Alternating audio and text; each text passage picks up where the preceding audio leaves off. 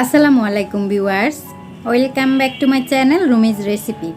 আজকে আমি আপনাদের জন্য একটি বিশেষ রেসিপি নিয়ে হাজির হয়েছি, আর সেটি হচ্ছে চট্টগ্রামের ঐতিহ্যবাহী বাংলাদেশের খুবই জনপ্রিয় একটি খাবার, গরুর মাংসের কালাভুনা। তাহলে চলুন দেখে নিই খুবই মজাদার এই জনপ্রিয় খাবারটি তৈরি করতে আমাদের কী কী উপকরণ লাগছে এবং এর পুরো প্রস্তুত প্রণালী। গরুর মাংসের কালাভুনা তৈরি করার জন্য আমি এখানে হাড় এবং চর্বি সহ 1 কেজির একটু বেশি পরিমাণে মাংস নিয়ে নিয়েছি। মাংসগুলোকে একটু বড় বড় সাইজের করে নিয়েছি, আপনারা চাইলে আরও ছোট ছোট করে নিতে পারেন। আমি হাড় এবং চর্বি সহ মাংস নিয়েছি, আপনারা চাইলে কিন্তু পিওর মাংস দিয়েও এই রেসিপিটি তৈরি করতে পারেন।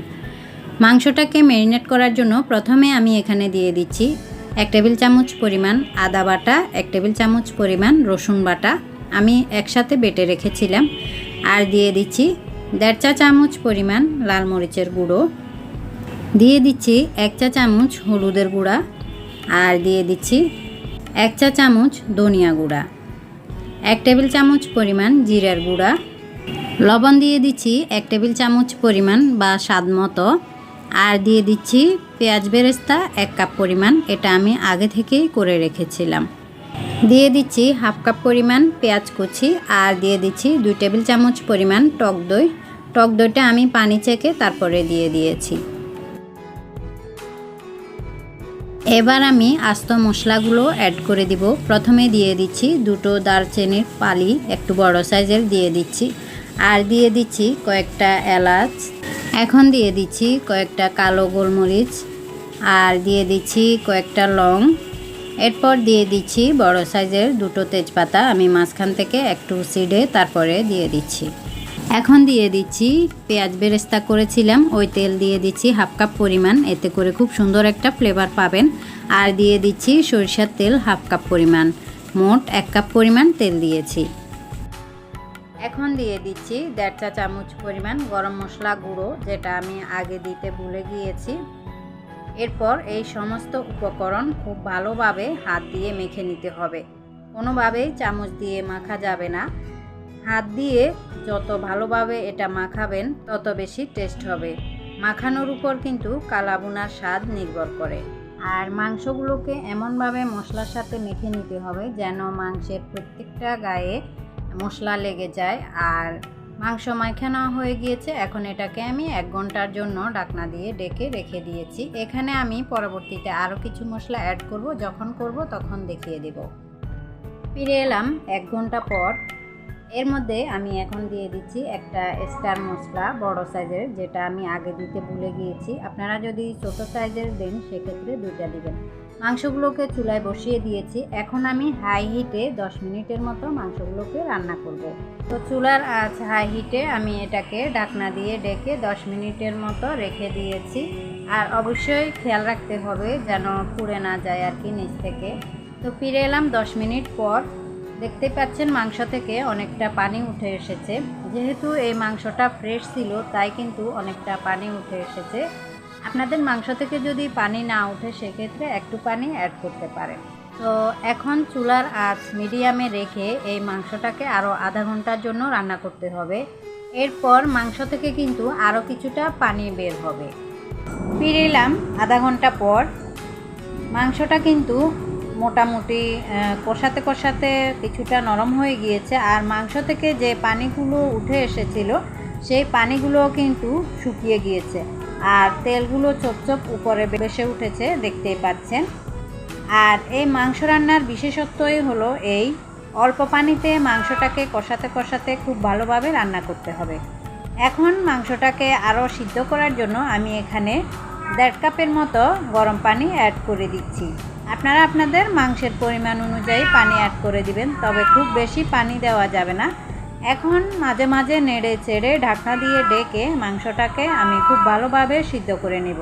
তো মাংসটাকে আমি মিডিয়াম থেকে লো আছে আরও 1 ঘন্টার মতো খুব ভালোভাবে সিদ্ধ করে নিয়েছি। কষাতে কষাতে মাংসটা এই পানির মধ্যে মোটামুটি হয়ে গিয়েছে, দেখতে পাচ্ছেন পানিগুলো শুকিয়ে গিয়েছে আর তেলটাও উপরে উঠে এসেছে। এখন এই মাংসের জন্য আমি আরও কিছু মশলা তৈরি করে নিব। এখানে নিয়ে নিয়েছি একটা জয়ফল, এটা থেকে আমি 4 ভাগের 1 ভাগ গুঁড়ো করে দিয়ে দিব। আর নিয়েছি জয়ত্রী, এগুলো কিন্তু পরিমাণে খুব বেশি দেওয়া যাবে না, একদম ঠিক দিতে হবে, কমও দেওয়া যাবে না। এগুলোকে আমি গুঁড়ো করে দিয়ে দিব। আর নিয়েছি 1 চা চামচ আস্ত জিরা, এটাকেও আমি তেলে তারপরে গুঁড়ো করে দিয়ে দিব।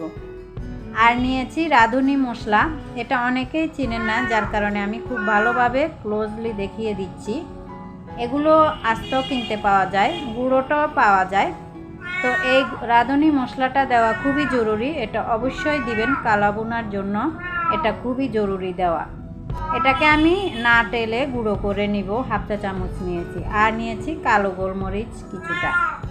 তো গুঁড়ো করে নিয়েছি মশলাগুলো, এখন আমি মাংসের মধ্যে দিয়ে দিচ্ছি। তো মশলা দিয়ে দিয়েছি, এখন নেড়ে চেড়ে খুব ভালোভাবে মিশিয়ে দিতে হবে। আর আমার মাংস রান্না কিন্তু পুরোপুরি হয়ে গিয়েছে, বাট কালাভুনার যে কালারটা কালো সেটা কিন্তু এখনও আসে নাই। এটাকে নেড়ে চেড়ে আমি ঢাকনা দিয়ে ডেকে লো আছে আরও কিছুক্ষণ রান্না করে নিব। এ পর্যায়ে এসে দেখতে পাচ্ছেন মাংসের কালার কিন্তু অলরেডি চেঞ্জ হয়ে গিয়েছে।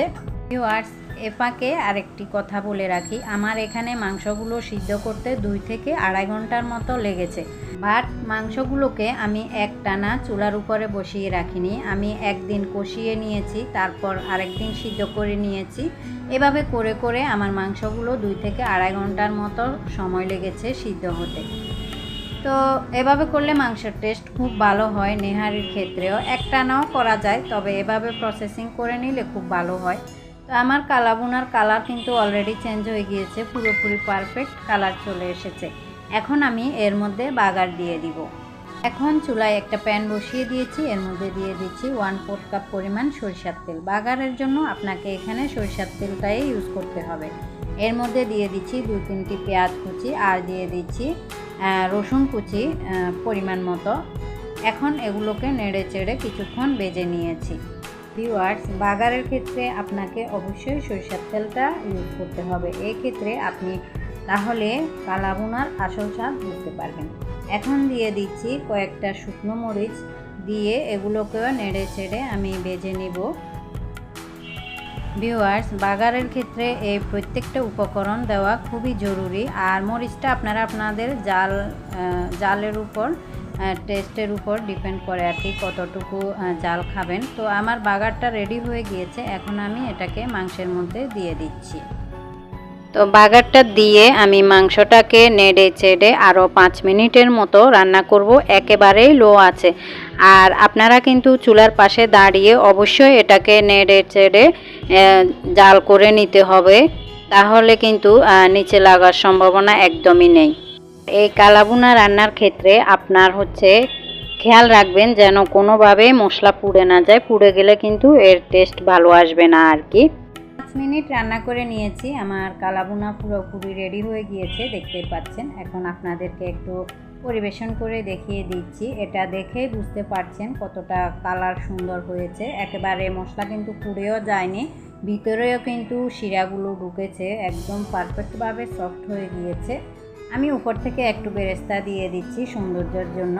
ভিউয়ার্স, এই কালাভুনা কিন্তু আপনি ভাত দিয়েও খেতে পারেন, রুটি, নান, যে কোনো কিছুর সাথেই খেতে পারেন, বা এমনিও খেতে পারেন, এটা এতটাই মজা। তো আমার আজকের এই রেসিপিটি যদি ভালো লেগে থাকে একটা করে লাইক দিবেন, আর আমার চ্যানেলটি সাবস্ক্রাইব করে অল বাটনটি অবশ্যই ক্লিক করে দিবেন। আর যারা আমার পেজটি এখনও ফলো করেননি, ফলো করে দিবেন, একটা লাইক দিয়ে দিবেন। আর যারা এই কাজটি আগে থেকেই করেছেন তাদেরকে অসংখ্য ধন্যবাদ। তো মাংস কতটা সফট হয়েছে আশা করি দেখে বুঝতে পারছেন। আর যদি রেসিপি সম্পর্কে কোনো কমেন্ট থাকে অবশ্যই কমেন্ট বক্সে কমেন্ট করে মতামত জানাবেন। আজকের মতো তাহলে এখানে বিদায় নিচ্ছি। আল্লাহ হাফিজ।